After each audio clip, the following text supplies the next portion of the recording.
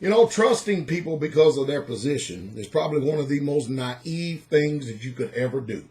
And believe it or not, we've all fallen into this category at some time or another. As a matter of fact, some of you are still in that category. You go to church and you trust that the preacher up there in that position is some type of moral man that has some type of moral compass, and you don't believe that he's spiritually bankrupt or morally decayed because of his position.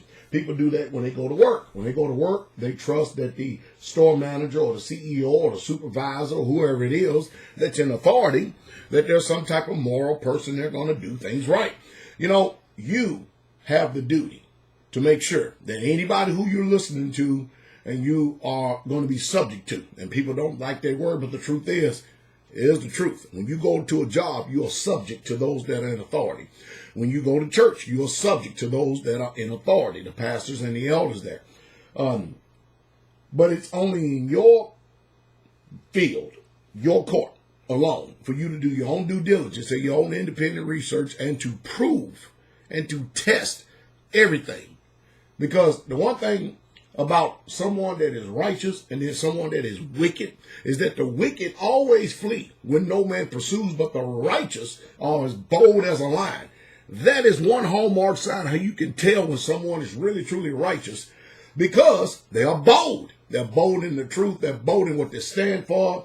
And they obviously say, here, look, here, take a look, check it out.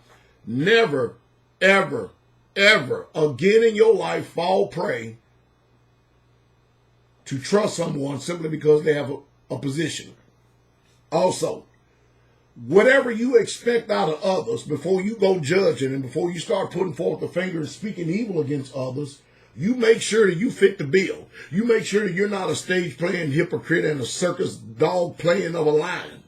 You make sure that you yourself meet the standards that you require out of others, rather than putting forth the finger to try to deflect the responsibility off of you, because you know that everybody else out there literally don't have the sense enough to know that when a finger is put forth or an accusation is levied against someone, you know that the general public in the world don't have enough sense to look at you who's pointing the finger, but they look at where the finger is pointed.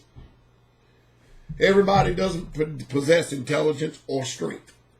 I hope I've given you something to go on this day, give you a little bit of wisdom for life.